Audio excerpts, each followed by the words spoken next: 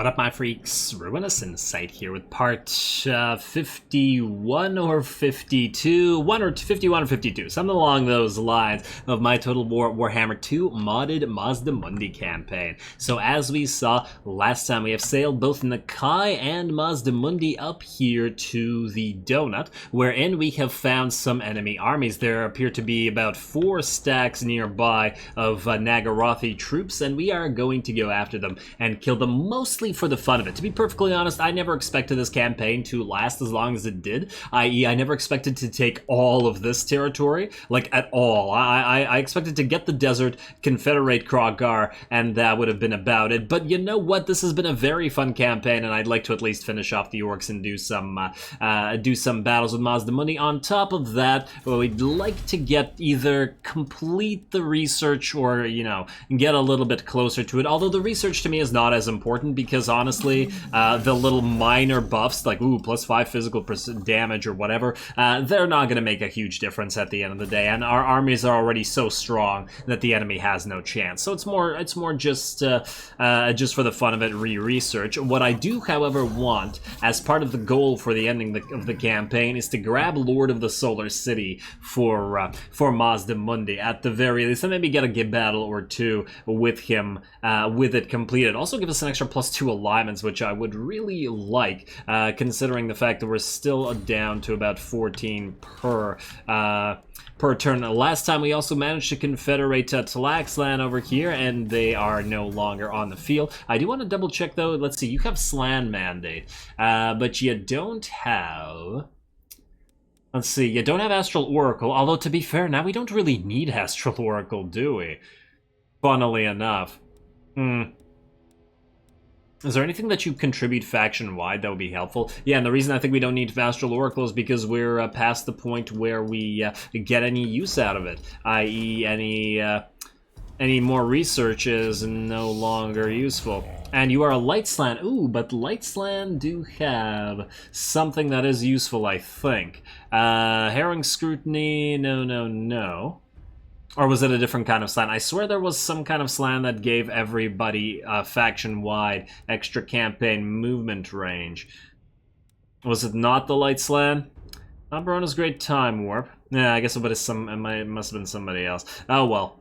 Oh well, that's okay. Once again, not really a big deal. We have pretty much everything we want. Alrighty, well, let us continue then to Mazdamundi's battle against MALEKITH. We've been waiting for it, and it's time to actually get it going. He's in Druki First Strike, getting ready for us to attack, I guess. Alrighty, well, good luck with that first strike there, MALEKITH. Let's get you. Obviously, this is going to be a cinematic battle, and I think it should be a pretty fun one. Casualties low, but, you know, we do have to make a fight of it. I do want to point out that the enemy is primarily Cold One Knights, which aren't super strong, to be fair, but they are anti-large, and more importantly, they're going to be hard to kill with our magics, except possibly with Lord Croak's magic. But anyway, time for a cinematic battle. Go.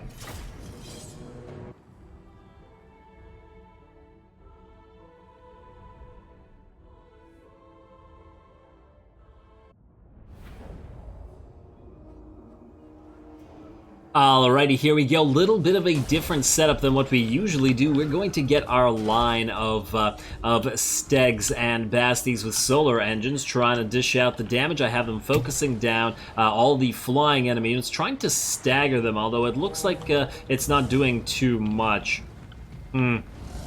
Maybe it would have been better to focus individual units. Yeah, it's not even staggering MALEKITH when it's hitting him, unfortunately. Oh well, that's fine. I don't really fear too much damage coming in from this army. Our army is ludicrously strong on paper, and it's even stronger in practice when you think of all the crazy magics that Mazdamundi possesses. You know, I feel like what they should have done in the lore is have Mazdamundi, like... have like a famous legendary lord go up to Mazdamundi, like somebody really famous, like MALEKITH or somebody, and Mazdamundi just like instantly explode him with his mind, and that's it. Just to subvert expectations of an epic duel there, because I mean Mazdamundi is very much capable of that, I think. Anyway, looks like they're going to get a first charge in with their Cold One Knights against Mazdamundi himself, but obviously that is a terrible idea. and it's not going to end well. They're also casting their first spells, doing no damage to our Temple Guard, even though they did, I think, hit them. This actually looks a little bit wide, but either way. They're also going to try to flank us with a lot of their units, but again, we have Temple Guard, and their charge defense against all, 102 armor, 90 melee defense. Good luck with that to the Cold One Knights, certainly. In the meantime, we're also going to focus down the Bloodwrack Medusas and Shrines with our with our Dino Artillery support, mostly because they're big targets, and it doesn't seem like it's very effective on the dragons. Ooh, the railguns coming in from those shrines, though. I've always loved the effect. It just looks really cool. There we go.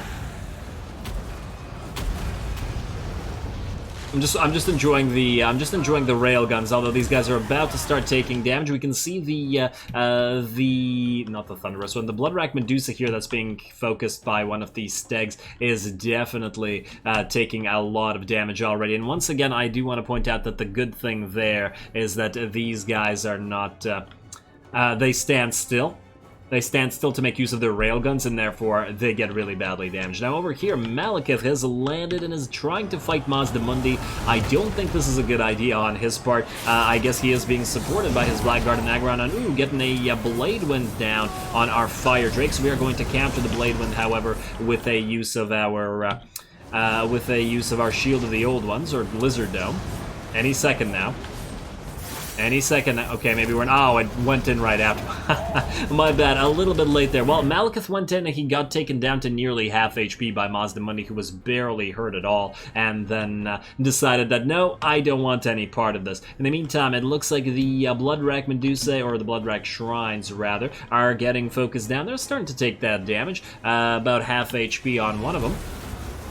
Quite effective against those particular units. Man, this battle is a very short one. We're at about 2 minutes in, and the vast majority of the enemy army is variously crippled. A lot of their basic units are dead and routing, and then a lot of their Cold One Knights especially, or wait, these are Cold One Knights. A lot of the Cold One Knights, especially the ones that are on this flank, are also being ripped apart, partly because Mr.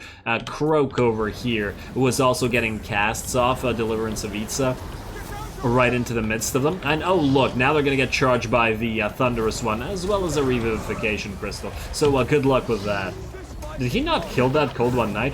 Impressive. Impressive to the Cold One Knight. Alrighty, and we can see the first of the Bloodwrack Shrines. Looks like it has fallen to our sustained fire from our artillery dinos, but the enemy is now getting its murderous prowess operational.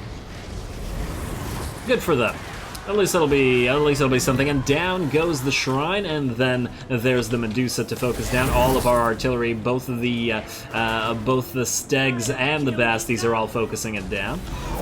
And ooh, blasted by that beam of Chotek. And now MALEKITH is also running away a second time. A dragon came in to try to help him and also got wrecked by Mazdamundi. Another dragon came in and decided to, for some reason, some crazy bizarre reason, to find Cricket here, who I was holding back, waiting for the dragons to land. But the dragon found him and decided to attack him, whereupon Cricket just obliterated it and took barely any damage for his trouble.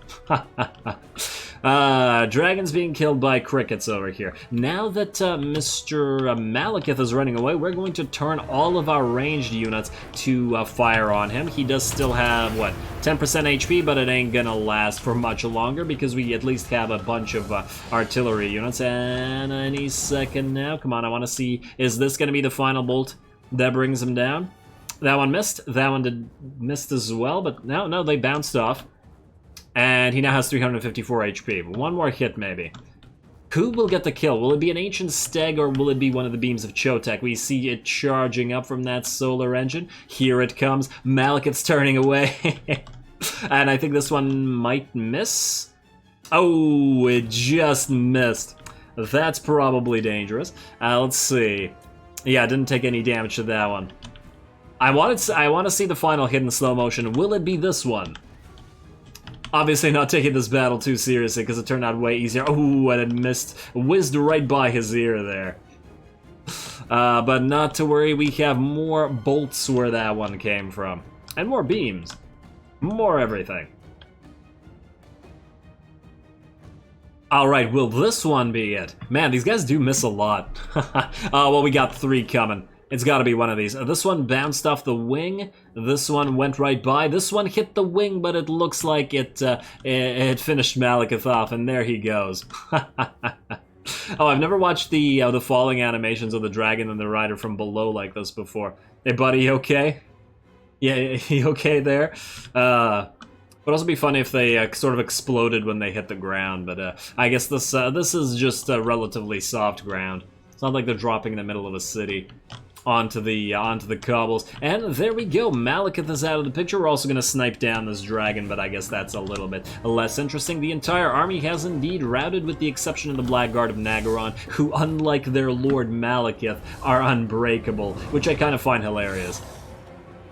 MALEKITH runs away and leaves the Blackguard to cover his retreat, although that does make sense, but the fact that they fight to the death, whereas he runs away. Kinda sad, buddy. Kinda sad. And so was your attempt to deal with Mazdamundi. Well, there it is. MALEKITH's army destroyed, as we suspected, in a very easy way. But it's not like we were gonna auto-resolve a battle with Mazda versus MALEKITH, and at least they got to hit each other, and that makes me happy. Okay, what do we have here? Oh. The battle freeze? Yeah, it sometimes does this. Okay, no, it's back in action, and there we go, decisive victory. No challenge there, but I do still want to see how much damage everybody did, so let's find out.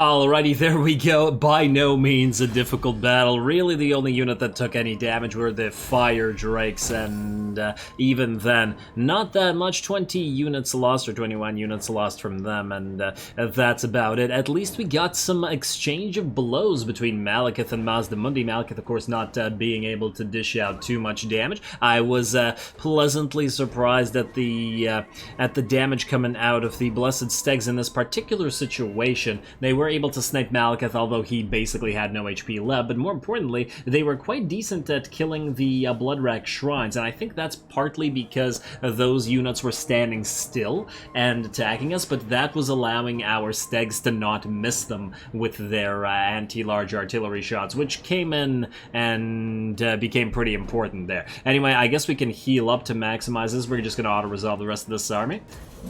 Easy enough. Alrighty, so you're gonna go in right there, and passive ability Frenzy for Mazdamundi. Well, swell. I feel like he already had it, but I could be wrong. Just auto-resolve this one then. Alright, everybody should be happy with us after this. At least I would think so. And we don't even need to kill any anymore, just exterminate them. Keep on exterminating, and then stay in our allied territory so that you can heal to full, and move up to Torcaroli. I guess we can sack or raise that, or we can even keep it if we really want it. Doesn't really matter. You know what? Let's also upgrade Lord Croak, who just got another level. It's always useful getting upgrades there. Melee attack plus 50 when fighting Warriors of Chaos in Norska. May never happen. If it's bugged, it's bugged. Returning power... Oh, wait, what? We can get returning power while skipping the rest of this? Huh. Well, that's interesting. We don't actually need it because we already start at the maximum amount, but still kind of interesting. We could get Telepathic Link for more uses of Bolt of the Old Ones and Blessing of the Old Ones. We could get Higher State of Consciousness, so he's a little bit more difficult to kill. What else would be useful here? Let's see, we have Honor Guard. Enemy heroes are not really attacking us. Ambush defense chance, we're not really being ambushed.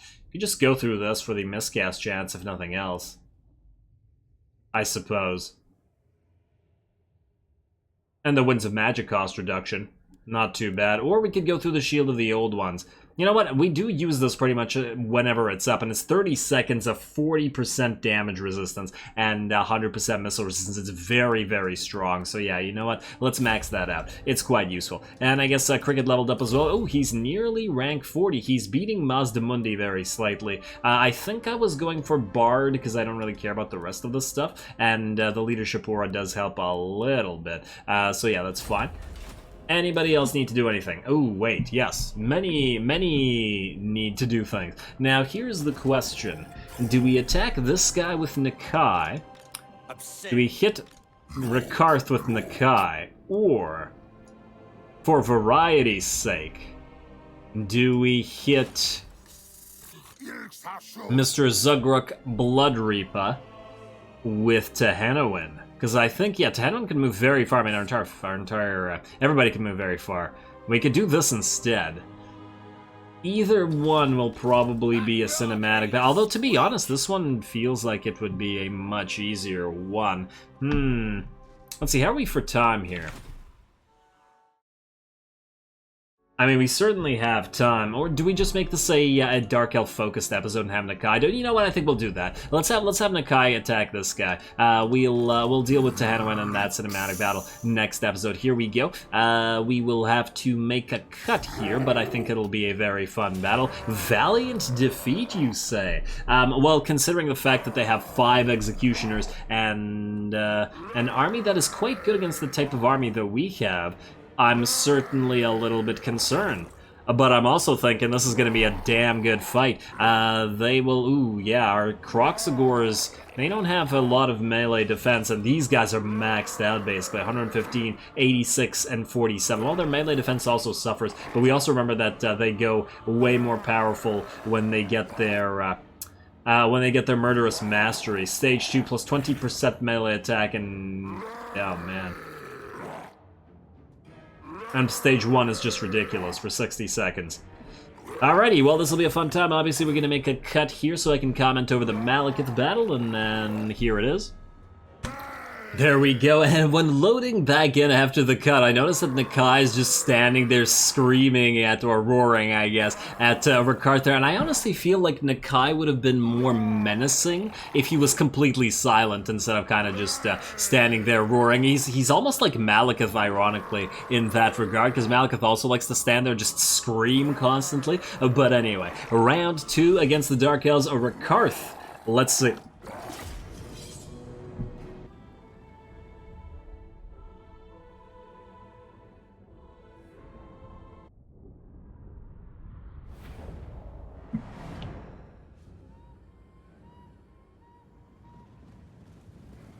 Alrighty, here we go. Now, the auto-resolve did say Valiant defeat, and the auto-resolve has been wrong before. However, I think in this particular case, the designation is probably warranted. They have some very, very strong units, and they're basically maxed out. Whereas, you gotta also remember that RAKARTH's skinks are not a...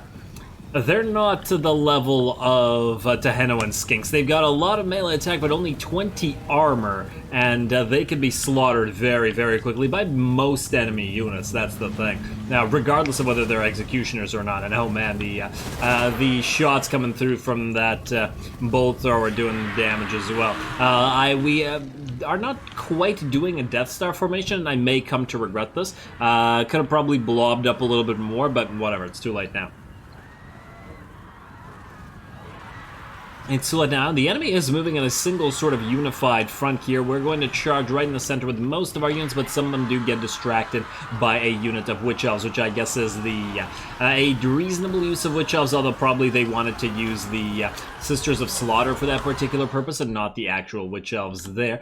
Guards, Blackguard rather, of Nagaron are in, and they are very dangerous to Kroxigors and Basties, so do have to watch out for that one. Our Revivification Crystal and Ark of Sotek are also not in the fight yet. They're just a little bit too slow and have not yet caught up, so we do have to watch out for that. Nakai is in the main portion of the battle, but I do very quickly send him away to try to chase down RAKARTH. I don't think I should have done this, which will be pretty obvious in a second why. So RAKARTH is on one of these Scourge Runner chariots, right? Because he has range.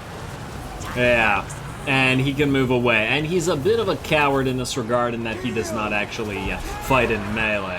Glorious melee. Also, this portion of the Death Star is sort of working, although I do want to say that the Kroxigors are in each other's way. At least these guys aren't taking too much damage, except for the flanking units, which are kind of getting ripped apart by those Executioners and those Sisters of Slaughter, which is unsurprising, but at least they're helping as a meat shield for the Kroxigors. I mean, after all, that's why they're here.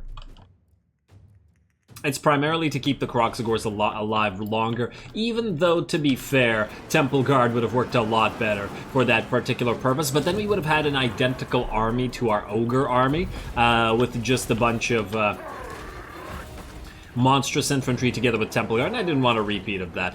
Plus, you guys seem to comment that you wanted Red-Crested Skinks in his army in particular. Yeah, so we sent Nakai to chase down RAKARTH, and Nakai does chase him for pretty much the entire battle. I was hoping that RAKARTH would either run out of ammo quickly, which apparently is not the case, or would just charge him in melee, and none of that happened, but that's okay. It made the fight, I think, a little bit more difficult by virtue of Nakai not providing his aura. Ooh, and already there we go. The murderous prowess is on 129 melee attack and 118 weapon strength on the Harganeth Executioners. I mean, considering the fact that regular Blessed Kroxies hit for 141, these guys almost hit like a frickin' Kroxigor, and there are 60 of them. And they have 129 melee attack compared to the 87 of the Blessed Kroxies. That's a scary, scary frickin' unit.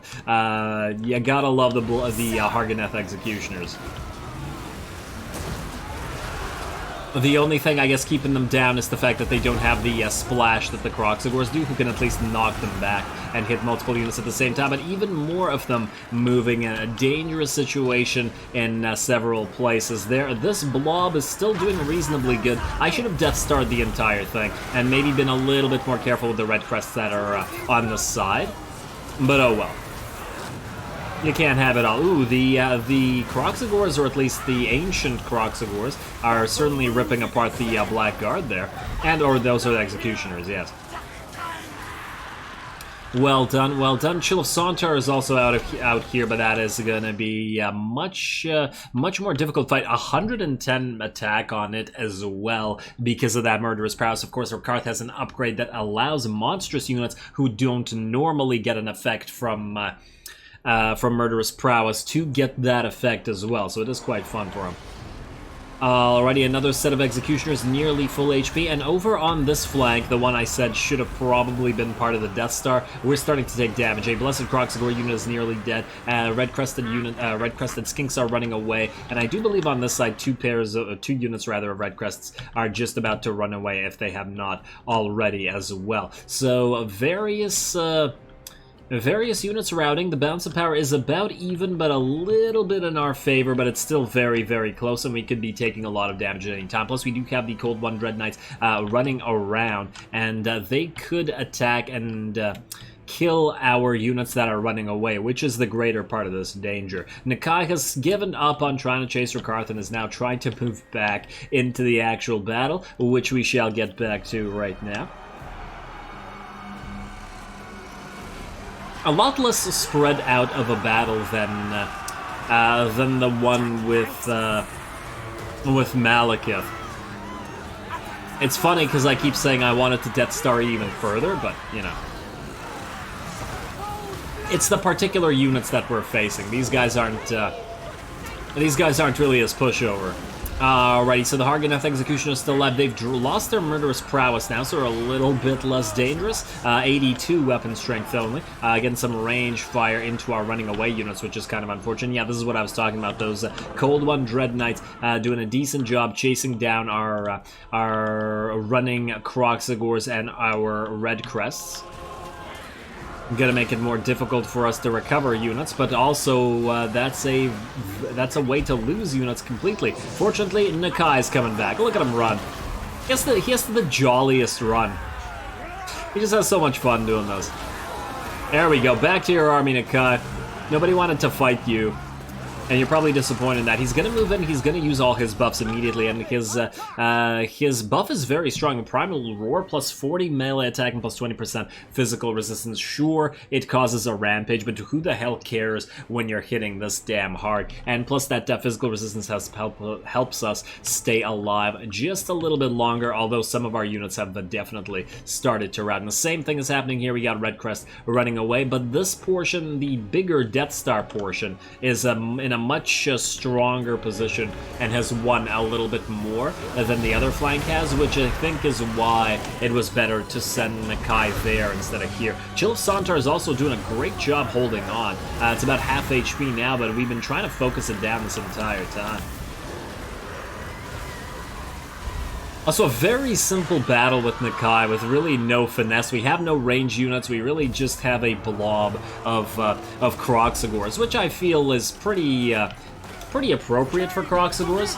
They're not the smartest around, I guess.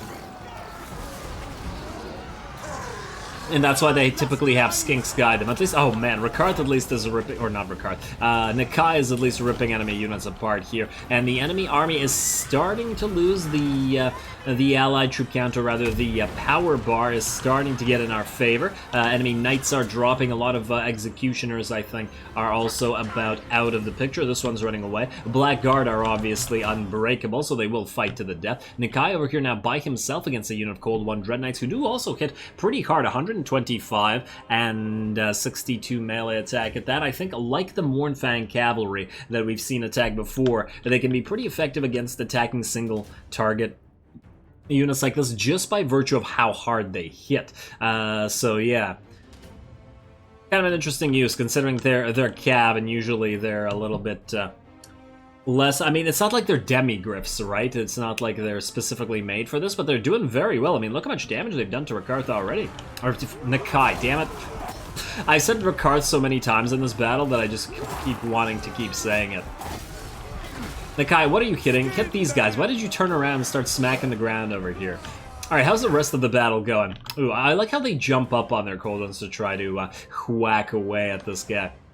And he's nearly half HP now, definitely dangerous. At least he has magical attacks. Let's see. Back here, this flank luckily is able to survive, and the Chill of Sontar finally decides to, you know, throw in the towel, or throw in, like, at least 5 towels, one for each head. Alrighty, and with that, oh, it just got its regen up there. It might come back, it might not. I do believe it also got its breath off right before we attack, and it hit the Skink Chief, I think, which is why he's hurt at all. Or that Skink Priest, rather. Alrighty, well, we can see just how much smaller our Death Star, or like our blobs, have gotten. It's essentially this and this, whereas before was like a massive amount of units all together. All of our Red Crests have run away, and I decided to put them in the forest here where they can sort of support each other and heal up a little bit, together with the Blessed Kroxigor unit that was running away. We also, I believe at this point, lost a Kroxigor unit to, I think it was this unit of Blackguard of Nagaron, who defeated them right over here together with those Hargoneth executioners. Nakai's still fighting, but it looks like he's going to send the Cold One Dread Knights off, and then it'll be just the Blackguard. There we go. And he's periodically exploding them. Good job, Nakai. You definitely did well. And I mean, this was a fairly tough army for you to fight as well, so I think we did reasonably well. I'm glad for a fun fight that was not just a pushover. I was left a little bit disappointed with MALEKITH there. And there we go. Now the Red Crests are moving in to help out with us, adding a little bit of that armor piercing. We're going to chase down a few of these units, of course, because the enemy army will come back, but the battle is also over. Damn. Yeah, very close. I can see why it's said that valiant defeat was possible. I feel like if we hadn't gotten like a Death Star plus 0.5, would have been a lot more dangerous. Like if our Red Crests were all really, really spread out, and same with our Kroxigors, they would have gotten, you know, picked apart essentially. Alrighty, there it is, the Pyrrhic victory, unsurprisingly. The forces of RAKARTH certainly earned this one, and I'm glad that we're still getting, once again, some fun battles towards the end of the campaign. Yeah, let's see how we did. I'm also curious to see how the enemy did.